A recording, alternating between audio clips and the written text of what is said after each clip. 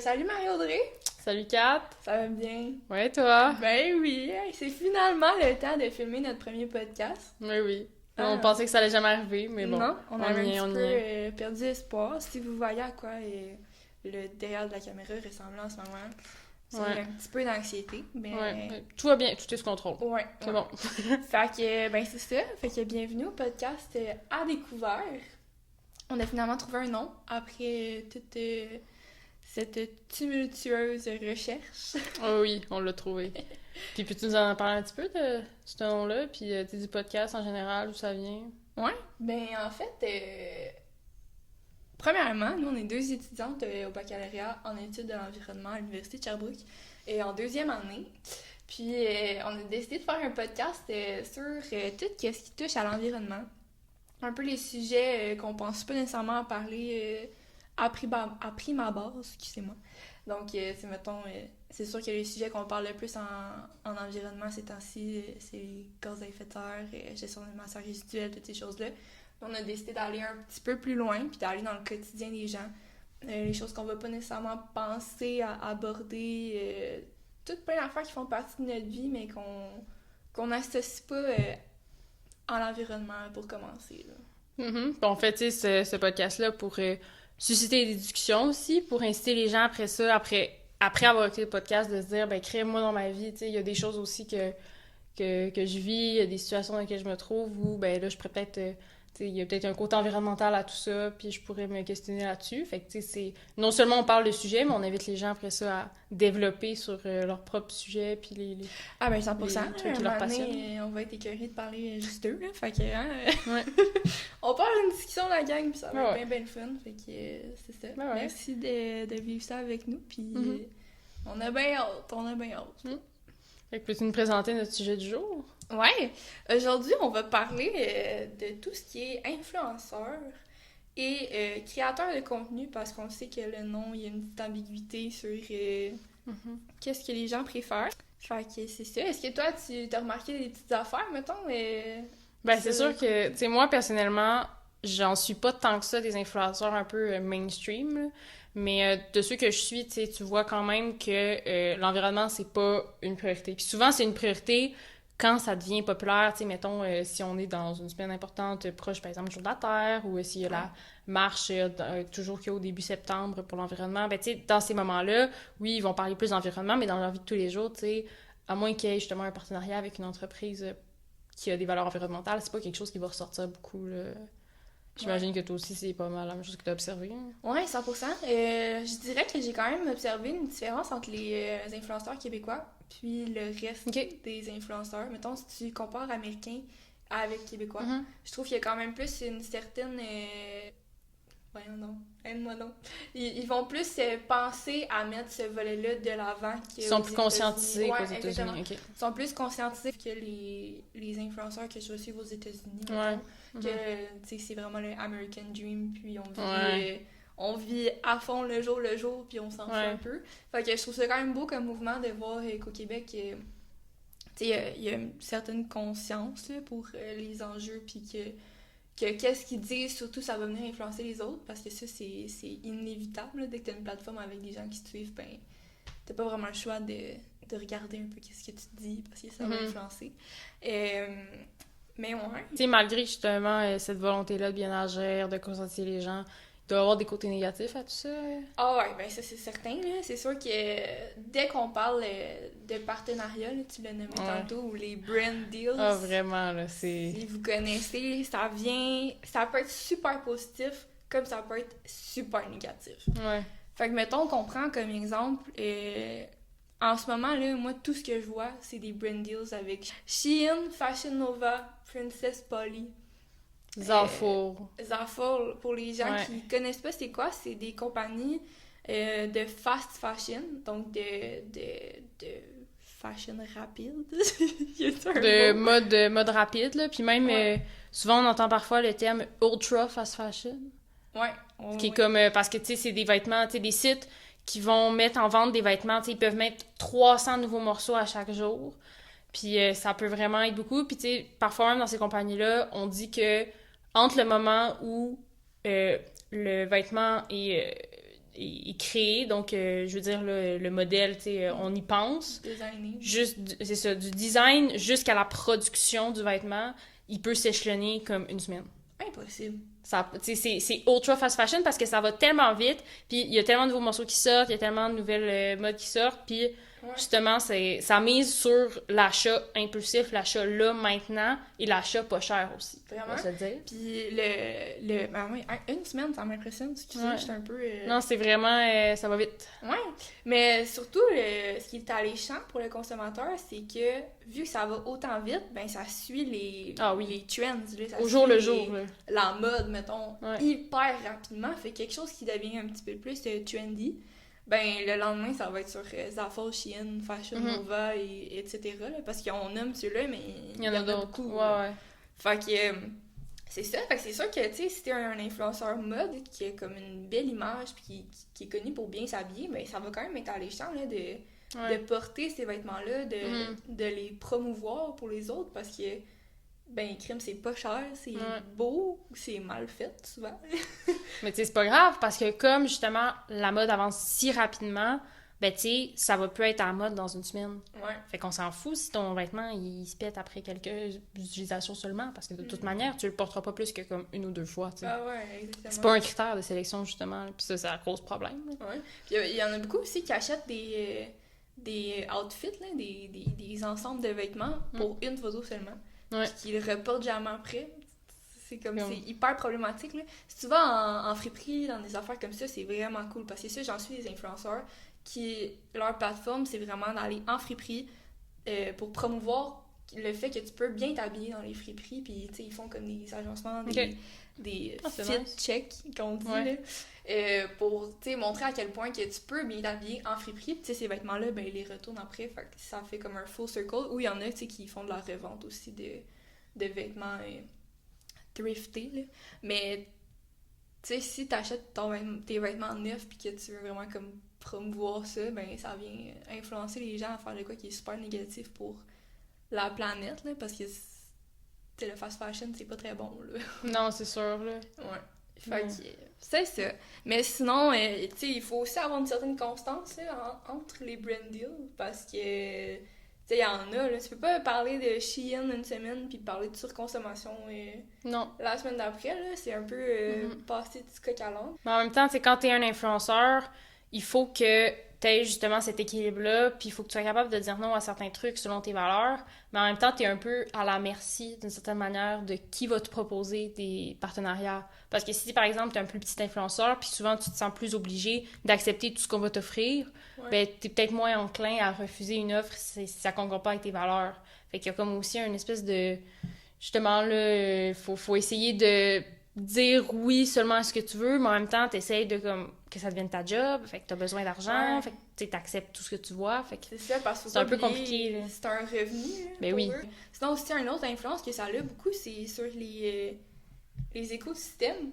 Ouais, un autre sujet, là, puis par rapport aux prises de photos, notamment, là. Ouais, exact. Ça peut vraiment être... Tu nous en parler plus? Ben oui. Vas-y donc. C'est, tu sais, c'est quelque chose qu'on va pas nécessairement passer tout de suite, là. Ouais. Mais par exemple, moi, j'ai le Joffre Lake. C'est un lac hyper populaire. Dans le fond, c'est sûr que vous avez déjà vu ça sur des photos, là. L'eau bleu, limpide, avec un espèce de gros tronc d'arbre qui tombe de l'extérieur à l'intérieur de l'eau. On va vous mettre une photo, là, peut-être ici, ça va être plus facile. Mais, tu sais, le tronc d'arbre est largement capable de soutenir quelques personnes dessus en même temps. C'est vraiment un beau spot pour prendre des photos, on va le donner. Mais ça a tellement été popularisé par, justement, les influenceurs, les créateurs de contenu qui allaient là-bas prendre des photos, vendre du rêve, que maintenant, ça n'a pas de bon sens. Là, ils sont incapables de gérer le site. Je lisais un témoignage une personne qui travaille là-bas comme gardien de parc national, mettons. Puis il disait qu'au début, sa job, c'était super le fun. Tu sais, comme c'était des gens qui venaient là bien équipés, avec des bonnes bottes de randonnée, qui venaient là vraiment pour observer la nature et tout.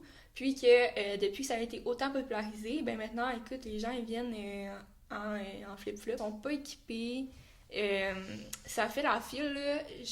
c'est même pas une blague, moi j'ai fait le saut quand j'ai vu ça fait la file comme pour 1 à 2 heures. Là. Ouais, juste pour aller prendre la photo, genre. Ouais, juste pour aller prendre la photo. Aïe. Puis les gens, ils vont là juste pour faire ça.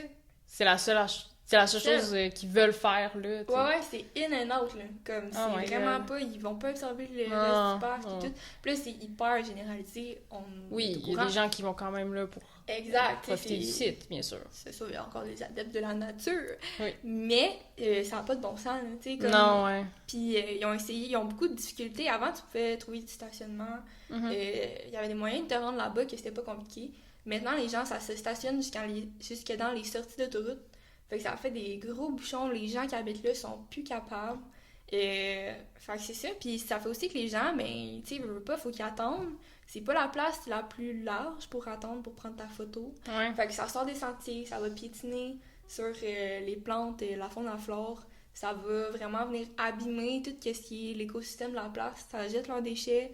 Il y avait des problèmes avec les gens qui allaient pas dans les toilettes, qui étaient supposés aller, puis qui allaient juste sur le bord là, puis c'est dégueulasse. Mais ouais. Fait que c'est ça, tu sais, en tant qu'influenceur, ben oui, c'est beau de montrer ta belle photo, que c'est tout beau, tout mignon, tout cute, là, t'es vraiment comme travel goals. Mais faut aussi que tu montres l'envers du décor, tu sais, faut que tu montres que crime, ça prend 2 heures à aller là, parce que tout le monde va là. Faut que tu montres que crime, ben, faut que tu t'habilles, parce que c'est une randonnée, c'est pas juste une petite marche pour aller sur le bord d'un lac, c'est pas le lac des Nations, là, tu sais, faut vraiment faut que tu te rendes là-bas, puis aussi conscientiser sur le fait que tu restes sur les sentiers, tu rapportes tes déchets, tu les laisses pas dans la nature, ben déjà, ça enlèverait une grosse pression sur, les écosystèmes, mais aussi sur la gestion des parcs naturels, parce que là, c'est plus à l'arbre, là, puis on pense que c'est même pas le cas au Québec. Mais par exemple, moi je viens de voir ça passer cette semaine, le Mont Pinacle, à Danville, bref. Le terrain pour accéder au Mont Pinacle, c'est une propriété privée. Puis la personne qui est propriétaire de ce terrain-là s'est tannée, puis elle a fermé l'accès, fait que le mont n'est même plus accessible au public. Parce que justement, il y avait trop de monde qui allait, puis ça faisait des bouchons, puis c'était plus rendu le fun pour le propriétaire du site. Là. C'est ça, puis tu sais, il passait ses journées à ramasser des déchets, ça faisait des feux de camp sur son terrain à la fin de du hike, mettons. Ouais. Puis c'est ça, il y avait vraiment aucun respect là, pour la personne et l'endroit et tout. Fait que, ouais, les effets de masse sur les réseaux sociaux, ben ça peut vraiment être destructif pour des trucs emblématiques, tu sais, québécois, mettons, des affaires comme ça. Fait que faut faire attention, là, c'est pas tout beau, tout rose. Là. Non. Puis quand tu parlais justement du fait que les gens arrivent là pas équipés, puis tu sais, ils savent pas comment se comporter, mais je pense que avec les réseaux sociaux, justement, ça permet de présenter ces milieux-là à un plus large public. Tu sais, avant, mettons, ces places-là, ils étaient peut-être juste prisées par les adeptes de plein air. Tu sais, des gens qui savent déjà comment se comporter dans les sentiers, des gens qui savent comment s'habiller, quoi mettre comme souliers pour aller se promener. Mais là, ces photos-là, ils sont maintenant disponibles pour tout le monde. Tu sais, c'est vraiment des jeunes de tous âges, des gens... peu importe, n'importe qui va se dire « Crime, la photo est bien belle, j'aimerais ça avoir une photo similaire. » Puis après ça, qui va aller visiter le site. Puis c'est ça qui cause des problèmes, c'est que c'est des gens qui savent pas, qui sont pas habitués, qui prennent pas le temps de s'éduquer, puis qui vont juste y aller directement en pensant, comme tu l'as dit, qu'ils ont juste besoin d'y aller puis de prendre la photo, alors qu'ils pensent pas à tout l'enfer du décor, tout le nécessaire pour se rendre là. Puis c'est ça qui cause des problèmes, dans le fond. Là. Exact. Là, avant, c'était publié, mettons, dans les magazines de plein air, dans les trucs de voyage, dans ces choses-là, qui est quand même un public très niche. C'est pas tout le monde qui va aller consulter ça.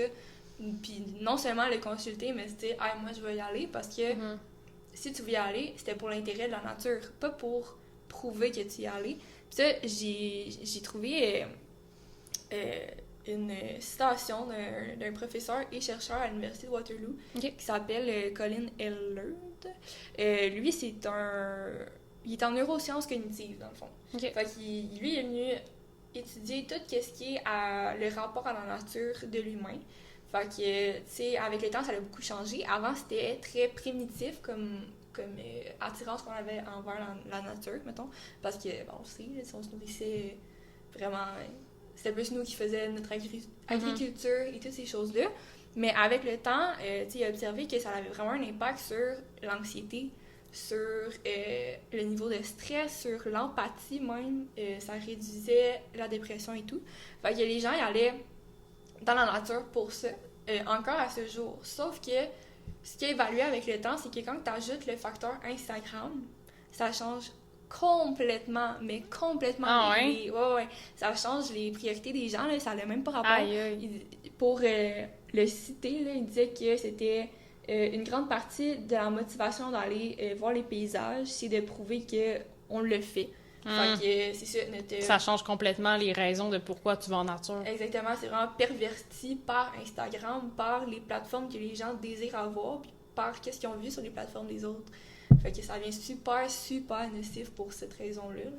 Mais, tu sais, c'est sûr que, oui, on voit des beaux paysages, on fait des affaires, on sort de la maison, ce qui est positif, mais là, tu sais, si tu repars, autant tu montes la montagne, tu prends une story en haut, puis tout ce que tu fais en descendant la montagne, c'est la edit, chercher tes affaires, voir si t'es satisfait de tes photos, puis que tu profites pas de la vue, que tu fais juste poser, ben là, ça devient un peu problématique parce que Colin, tu sais, t'as pas fait grand-chose là, d'aller marcher en nature, t'es juste stressé pour ta photo, puis si ça va bien être reçu par ton following, mettons.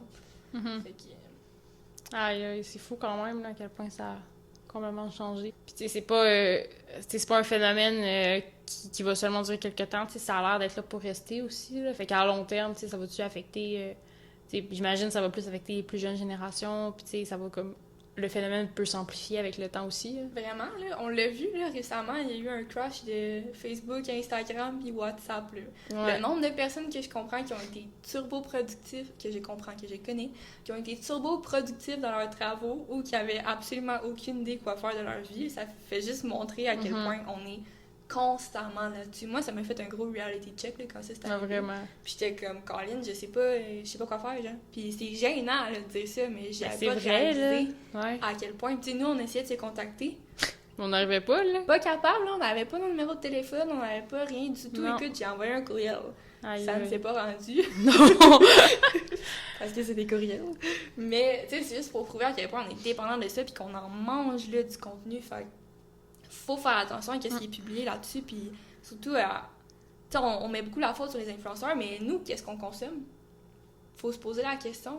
Tu sais, c'est ça que je voulais dire aussi, il n'y a pas juste du négatif. Mais non. Parce qu'il y a énormément de positifs au fait qu'il y a certaines personnes qui ont des plateformes et qui peuvent influencer. T'as-tu des exemples, coudoncs, de personnes qui ont des bonnes plateformes? Ça tombe donc bien bien! Ça tombe donc bien bien! Moi, dans les gens que je suis puis que je connais, là, je suis pas... tu sais, je connais pas tout le monde au Québec. Mais mettons, pour les exemples québécois, sur les réseaux sociaux, j'en ai deux que je pense qui ont vraiment un impact positif ou qui parlent des discussions du moins. La première, c'est Raphaël Roy. Est-ce que tu la connais?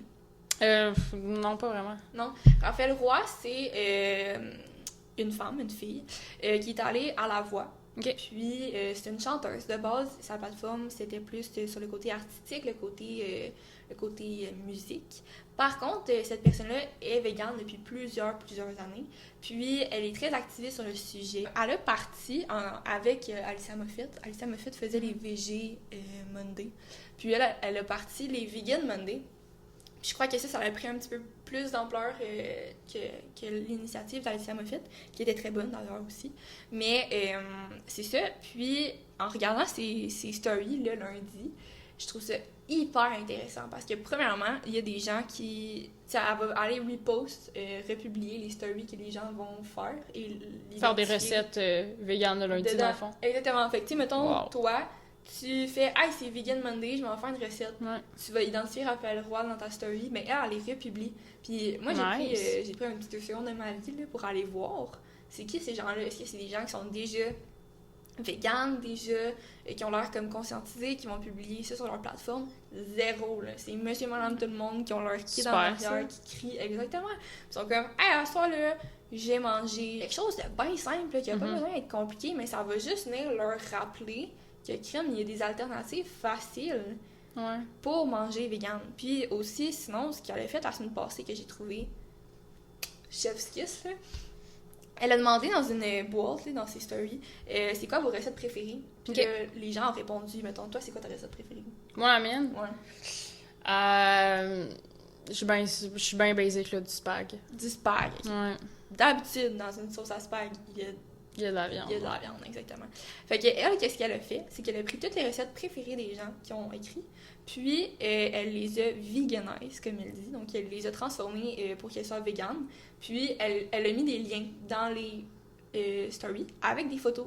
Puis, je vous niaise même pas, là, genre, je bavais, là. Oh my god. Ouais, j'étais allée les regarder. Puis, tu sais, moi, qui est du steak, là, c'est pas quelque chose que j'aime dans la vie, là. Non, ouais. J'ai jamais aimé ça. Puis c'était du steak vegan. Je me souviens pas c'était fait avec quoi, là. Mais Colin, ça avait l'air bon. Crime. Tout. Elle mettait des dumplings, elle mettait tu sais, du steak, elle allait mettre d'autres recettes comme tu sais, des salades, des choses comme ça. Mais. Tout vegan. Exactement, tout vegan. Puis Wow. ça avait l'air même pas compliqué à faire. Fait que ça, je trouve ça vraiment le fun parce que souvent les gens vont se dire que c'est compliqué, Ouais. des choses comme ça. Mais elle venait vraiment comme briser les préjugés un peu qu'on a. Mais ça, c'était vraiment cool. Fait que chapeau à Raphaël Roy. Sinon, une autre, c'est Mila Taillefer. Ok. Est-ce que tu la connais? De nom, là, j'ai peut-être vu quelque part passer.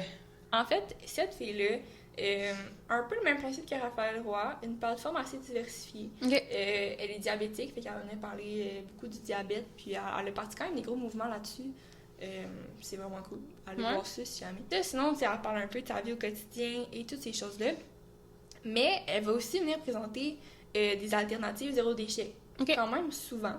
Nice. Ouais, zéro déchet ou même juste mode de vie. Là, elle est partie sur un trip d'aller dans des micro-chalets éco-responsables. Cool. Ouais, fait qu'elle va venir documenter un peu ses fins de semaine quand elle va dans des micro-chalets éco-responsables. Puis, tu sais, ça promouvoit, le tourisme. Éco-responsable, du coup. L'écotourisme. L'écotourisme. Ce qui est super cool, ça fait découvrir le Québec, ça fait découvrir comment encourager les places qui offrent ces services-là. Mais aussi, récemment, elle a parti une conversation. Elle-même a hésité à le faire. Je me souviens, j'ai écouté ses affaires, puis c'est comme, ouh, de quoi qu'elle va parler, parce que ça a l'air crunchy. Finalement, elle parlait du papier de toilette réutilisable et des bidets. Ok. Nice. Ouais, qui est quelque chose qu'on... On n'entend pas assez parler, tu sais, dans la vie de tous les jours. Là. Exact. À moins que tu cherches l'information, tu sais. Ouais. Sinon, tu tomberas pas dessus. Ou que ton entourage soit des gens qui participent à ça. Ouais. Parce que, mettons, on étudie en environnement. Fait qu'on est dans une cohorte qui est très ouverte à ces choses-là. Puis que, tu sais, c'est des discussions qu'on a, en classe, et 2, dans la vie entre de tous nous, les jours, c'est parce ça. que pour nous, c'est normal. C'est pas tabou, c'est pas un problème. Non, exact, mais ça peut être hyper tabou pour le grand public québécois parce que, on vient de parler de l'hygiène, qui est quelque chose que les gens sont très... sont faciles à sortir des couteaux, là, quand on parle de trucs qui est un petit peu moins habituel, mettons. Ouais, plus personnel, tu sais. Ouais. Puis, ben c'est ça, mais elle l'a testé. Puis, ben, elle a expliqué c'était quoi son expérience, puis elle a expliqué qu'est-ce qu'elle préférait, comment qu'elle l'a vécu au quotidien, comment le changement s'est passé, toutes ces choses-là. Puis, pour vrai, je me disais, il faut qu'on commence à parler des affaires comme ça.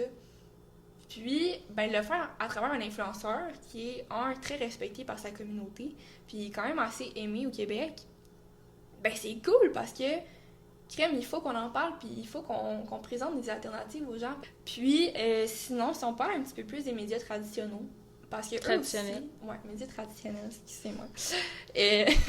Eux aussi vont avoir une influence sur le public, pas nécessairement le même. C'est ça, un autre différent public, mais quand même, c'est aussi important. Là. Il faut aussi faire une part de conscientisation avec les gens qui vont plus écouter la télé que d'être sur Instagram.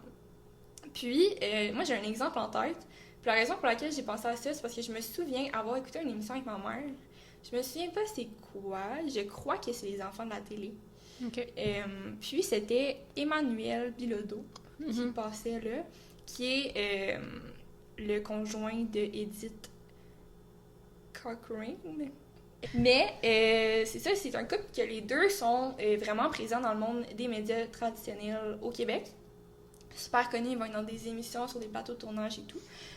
Puis, à un moment donné, ils ont parlé de leur toilette au compost. OK. Puis, écoutez, je me souviens, moi, je suis avec ma mère, ou ma mère va en reparler plus tard ou quelque chose. Puis, elle m'a vraiment dit, eux autres sont un peu bizarres. Puis, j'étais comme, OK. Aïe, ouais. OK. Fait que c'est de même que quelqu'un qui n'est pas conscientisé sur toutes les problématiques vont réagir à ces messages-là. Fait que déjà, de base, je me dis, il y a du chemin à faire. Maman, je t'aime vraiment beaucoup. C'est pas pour dire que Mais t'es non. pas conscientisée. Mais C'est ça un m'a bon donné... exemple qui montre que, tu sais, pour la Exact. plupart des gens, c'est pas un sujet qu'ils sont à l'aise de parler, qu'ils vont discuter dans leur vie de tous les jours. Là. Ouais, c'est ça. Puis, depuis, sûrement qu'ils ont vu qu'il y avait un intérêt, une curiosité ou même une incompréhension face à leur mode de vie parce que ils ont commencé une série documentaire sur leur famille qui s'appelle C'est plus qu'un jardin. Puis, dans le fond, c'est à leur chalet dans les Laurentides, je crois. Puis, ils vont venir vraiment expliquer qu'est-ce qu'ils font dans leur chalet pour vivre de manière plus éco-responsable. C'est quelque chose qui ont parti durant la COVID, je crois, parce que les gens étaient plus à la maison. C'était des initiatives qui devenaient peut-être un petit peu plus réalistes pour le grand public. Donc, ils essayent des choses, puis ils font participer les enfants aussi. Okay. Fait que ça montrait vraiment que ça peut être utile. Puis, tu sais, que ça a place dans les médias traditionnels aussi d'avoir ces discussions-là. C'est ça, ils tombent là-dessus par hasard, puis ils se disent « Ah, tu sais, dans quelle âge je vais l'écouter? » Puis finalement, ça les renseigne sur des enjeux en environnement, puis c'est le fun. C'est ça. Au pays, ils les trouvent un peu bizarres, mais au moins, ils vont être au courant que ça existe. Puis qui sait, un moment donné, on parle dans un party de famille de quelque chose, puis ben, il y a quelqu'un qui va faire comme « Hey, ça a pas l'air si fou que ça! » Ça peut faire débloquer quelqu'un d'autre. Fait que moi, je trouve que c'est vraiment bien d'ouvrir la discussion, que ce soit par les influenceurs ou par les médias traditionnels au Québec. Il faut l'ouvrir, il faut bien le faire, il faut s'informer avant, puis peut-être venir aussi faire venir des intervenants qui sont au courant, peut-être des gradués du bac et de la maîtrise au CUF, donc au Centre universitaire de formation en environnement et en développement durable. De l'Université de Sherbrooke. De l'Université de Sherbrooke. Donc, faire venir ces gens-là qui ont reçu des formations de 2 à 3 ans et demi sur les enjeux environnementaux, de faire venir des gens qui travaillent dans le domaine, des choses comme ça, tu sais, d'aller chercher ces sources vraiment à la base. Puis je trouve aussi qu'au CUF, on fait des belles choses. Ben oui. Pour les pluggies. Je pense entre autres à une personne qui a fait un essai de maîtrise au CUF qui s'appelle Sandrine Cabana-Boucher, qui a publié son essai en janvier 2021, donc c'est tout récent. Puis, elle aussi a vu un intérêt à étudier pas la problématique, mais les enjeux reliés aux influenceurs dans le domaine environnemental. Mm-hmm. Super cool, pour vrai. Je vais le mettre dans la bio, si on peut faire ça. Mais moi, j'ai lu ça, là, puis j'ai trouvé ça super intéressant. Il y avait vraiment des graphiques, des explications, des analyses. C'était basé sur 4 influenceurs québécois. Je me souviens pas des 4 au complet, mais je sais qu'il y avait, mettons, Elisabeth Rioux, qu'elle, son public va être beaucoup plus international, fait qu'elle va faire ses stories en anglais, qui œuvre quand même, tu sais, elle a une compagnie Eco-Oaka, fait qu'elle essaye de faire des maillots de bain plus éco-responsables et tout, mais de base, c'est pas un focus sur sa page. Non, c'est ça. Mais il y avait aussi, mettons, Jessie Nadeau. Ben oui. Qui elle, c'est plus important... on le voit dans sa plateforme que c'est une valeur importante pour elle. Exactement. Puis même quand elle a fait Occupation Double, c'est quelque chose qu'elle avait mis de l'avant. Le fait qu'elle était activiste, puis que c'est des choses qu'elle veut faire avancer. Fait que c'était quand même un melting pot là, de un peu les influenceurs et tout. Puis on voyait quand même que la gestion des matières résiduelles, par exemple, ça allait prendre quand même 32,7% de leur publication qui porte sur l'environnement, qui est 20,4% au total. Fait que 20,4%, c'est quand même 1/5 de leur contenu qui porte sur des choses liées à l'environnement. C'est bon quand même. Oui, pour vrai. Puis, tu sais, ça venait compétitionner quand même aussi avec d'autres sphères qui sont comme les anecdotes de tous les jours. Des choses comme ça, que ce soit à travers des publications, mais aussi à travers les stories. Fait que je trouve que c'est quand même pas si pire là, comme ratio pour des gens que c'est pas nécessairement leur focus. C'est pas leur domaine, tu sais, ils ont pas, de formation là-dedans. Fait que, tu sais, ils essayent de faire de leur mieux, puis tu sais, souvent ça permet d'aller chercher des gens dans différents milieux, là, comme on l'a dit plus tôt. Oui, c'est ça. C'est vraiment plus axé là, sur la gestion des matières résiduelles, donc j'imagine que c'est un peu le zéro déchet à travers ça qui était quand même présenté, parce que c'est assez populaire, assez parlé dans les dernières années. Surtout sur les réseaux sociaux, là. Oui. C'est beaucoup mis de l'avant. Beaucoup, puis c'est facile de le faire aussi, là. Tu fais une story de toi qui lave tes légumes, mais après ça, t'es mis dans un Tupperware au lieu de les mettre dans un Ziploc, des affaires de même, là. Fait que Il y a beaucoup de choses qui peuvent être considérées comme étant des publications liées au zéro déchet. Là. Ouais, exactement. Ouais. Là. C'est large et c'est facile de le faire surtout. Fait que super intéressant. Je le recommande à n'importe qui. Puis bravo, Sandrine Cabana-Boucher. Tu nous as donné vraiment une belle inspiration pour ce premier podcast. Qui tire à sa fin, malheureusement. Tire à sa fin. Ben oui, on a eu des belles discussions, je trouve. Ouais, on a appris plein d'affaires, là. Puis c'est le fun de voir un peu les deux côtés de la médaille, tu sais, de se dire, oui, il y a des côtés négatifs. C'est sûr que là, on a parlé, tu sais, que ça soit de la surconsommation dans le domaine de la mode, que ça soit par rapport à l'envahissement des milieux naturels protégés. Mais il y a aussi des côtés positifs, tu sais, avec les bons exemples que tu nous as donnés. Puis on voit qu'au final, les influenceurs, particulièrement au Québec, ont quand même à cœur l'environnement. Puis ça, c'est quand même... c'est pas rien, là. Faut quand même le souligner. Ah oui, pour vrai, moi, ça me donne l'espoir. Je m'enlignais là-dedans un petit peu en disant les un petit peu pessimiste, là. Ouais. Avec Shein, ça n'a pas de bon sens. Ouais. Puis, en prenant du recul, en analysant, puis surtout en cherchant dans la documentation, ben, on voit que crime, si tu suis les bonnes personnes, il y en a des gens qui le font, puis qui le font bien à part de ça. Fait que c'est un beau message pour l'avenir, puis quelque chose qu'on a découvert Oui! aujourd'hui Au podcast à découvert! C'est ça. Puis, fait que le prochain épisode, ça va être Miss Marie-Audrey, qui va plus venir nous présenter un sujet. Parce qu'on s'alterne un petit peu la balle, ouais. On l'a pas dit au début, mais c'est ça, on vient un peu éduquer l'autre personne, puis lui apprendre des trucs qu'elle savait pas nécessairement. Fait que la semaine prochaine, Marie-Audrey, ouais. J'ai hâte. Moi aussi, j'ai hâte. Ça va être bien cool. Puis, ben, merci pour votre écoute, pour ce premier podcast. Ça fut plaisant. Ouais, si vous avez des rétroactions à nous dire, on est tout oui aussi, là. On est encore en apprentissage beaucoup, là, mais... On découvre. On découvre l'environnement et les podcasts en même temps. Ouais. Un beau 2 en 1, ça. Oui, j'aime ça, j'adore. Fait que, ben, merci, puis on va se voir la semaine prochaine. Bye, la gang!